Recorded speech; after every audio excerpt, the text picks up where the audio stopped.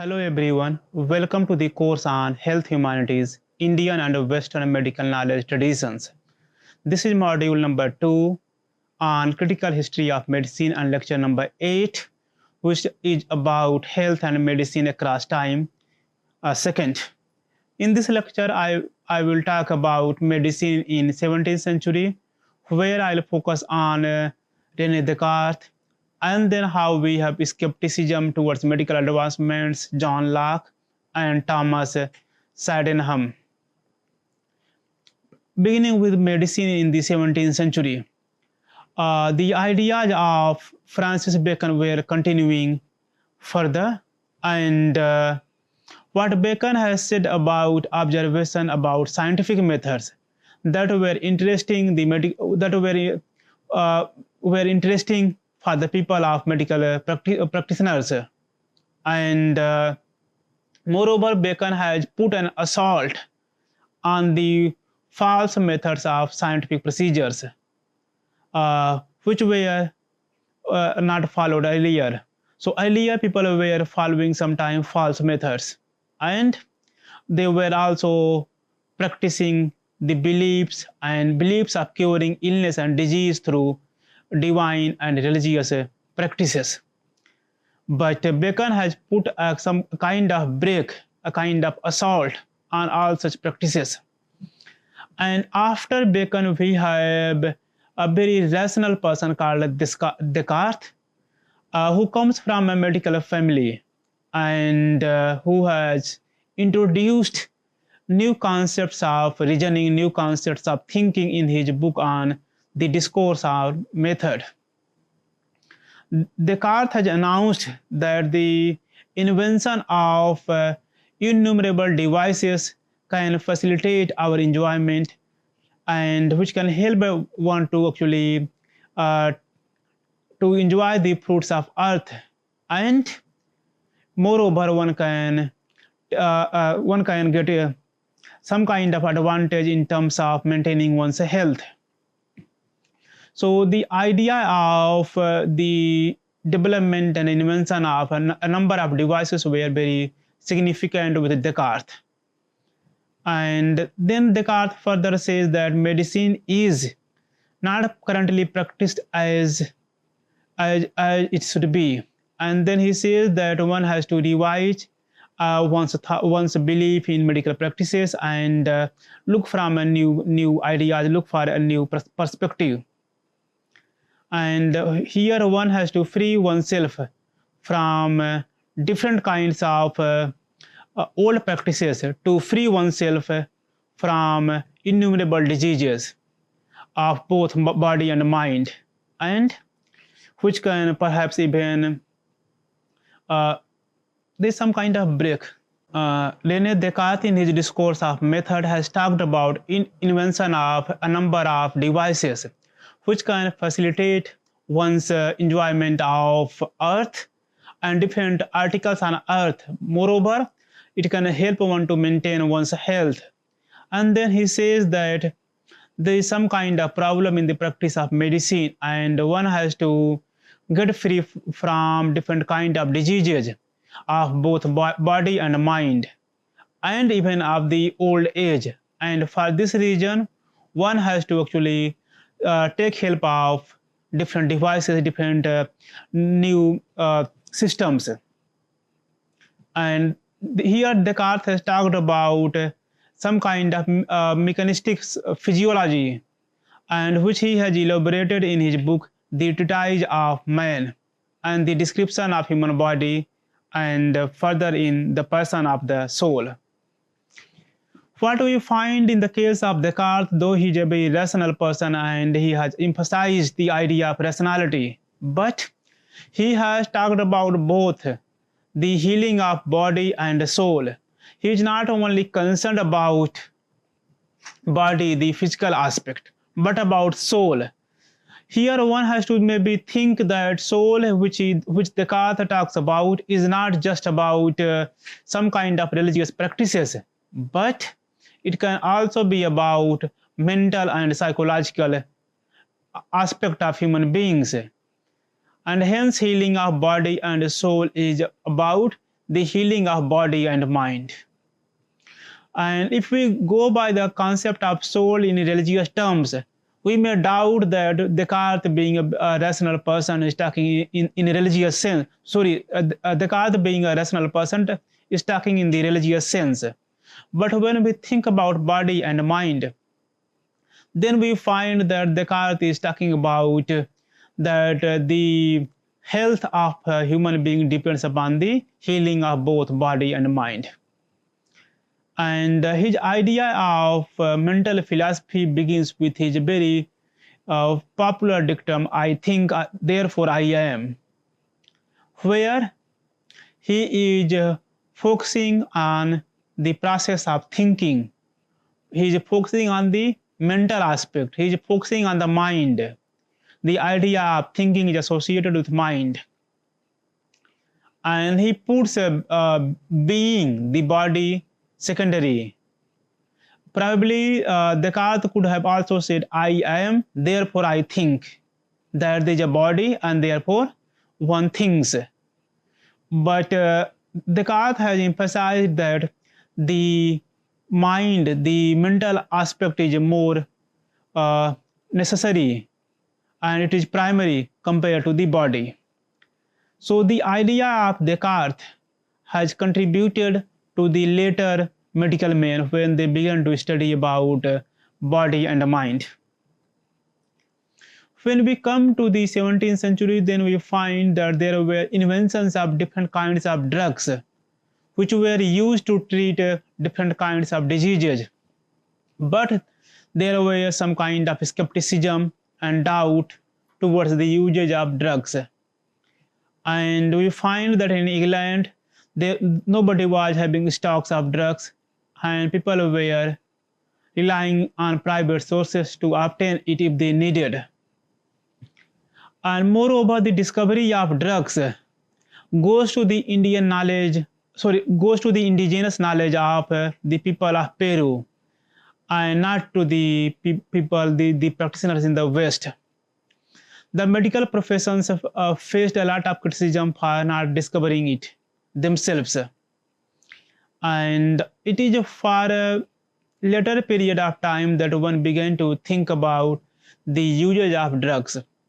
However, doctors were hesitant and suspicious to use drugs as a remedy, and they have seen as that this can be avoided initially. And it was a little later that the importance of drugs have been recognized across Europe, and there was a slow recognition of drug in England. First time it was introduced in Spain under the authority of Pope, and later on it became part of general medical practices.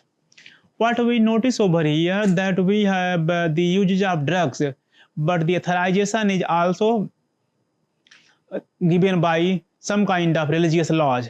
So the idea of medical practices are governed by religious laws, governed by religious bodies. If religious bodies do not sanction the use of drugs, then it may not be used. When we think about some other philosophers, and then the name which comes to our mind is John Locke. He is not a physician, but a thinker and a philosopher, and his ideas on human understanding has been identified with the science of medicine, influencing mental science and the relation of body and mind. John Locke has talked about that the mental aspect of human beings are very necessary to have a fit body, and there should be some kind of harmony between body and mind. The other thing which Locke has emphasized is the idea of observation, the idea of observing their diseases and finding out their causes. And he has talked about that the purpose of medicine is not just cure the ill person, but to protect the human rights and dignity of the ill person, to protect the human rights and dignity of the people who are sick, who are having the disease.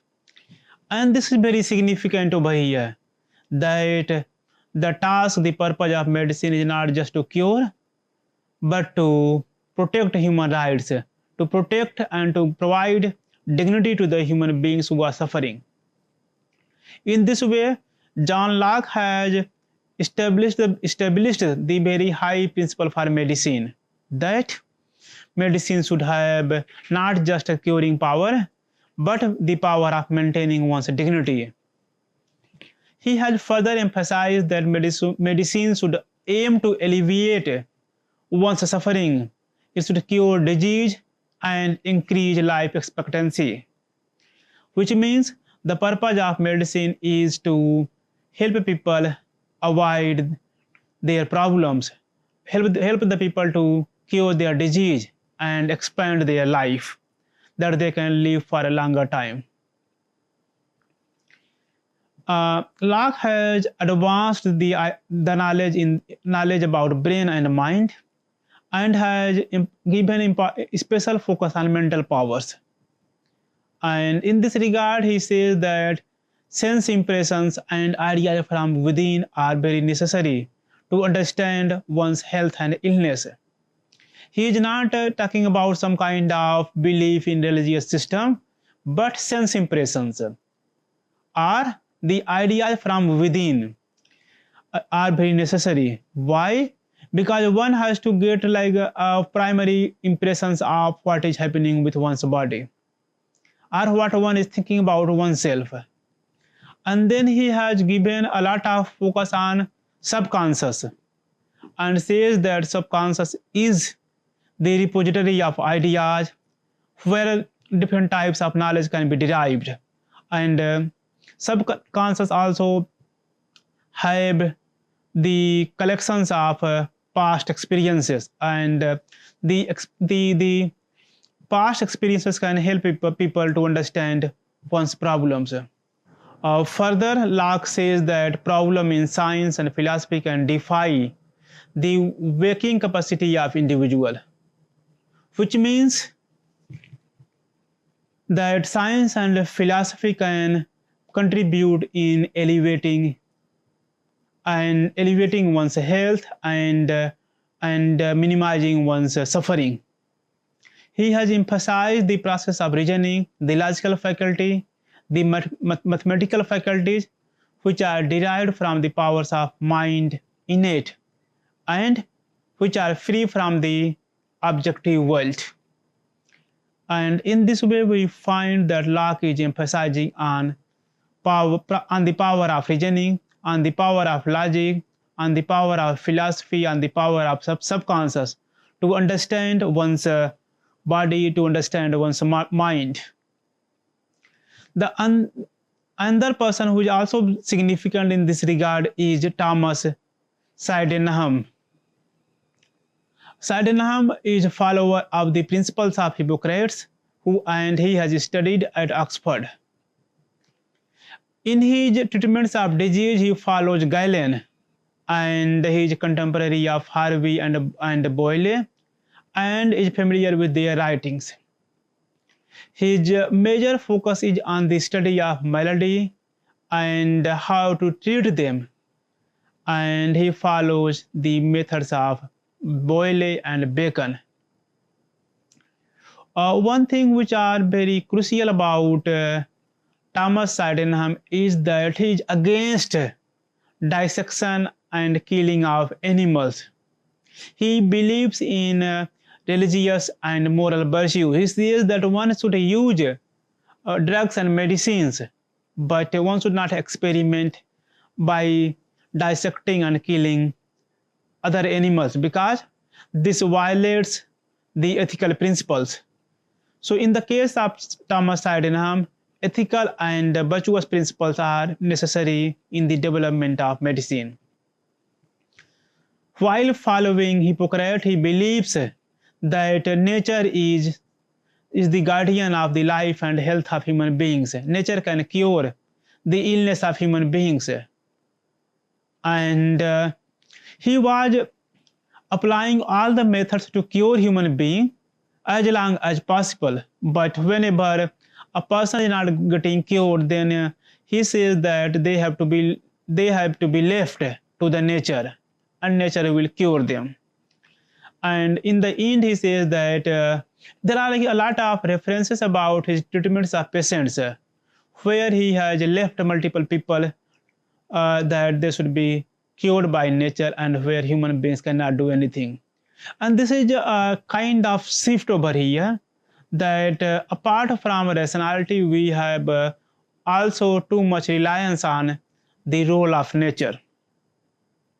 And to conclude, that the development of medicine in the 17th century are having a lot of intellectual activities, and some of the developments were about anatomy and physiology, and we have also seen some advancements in pharmacy and materia medica.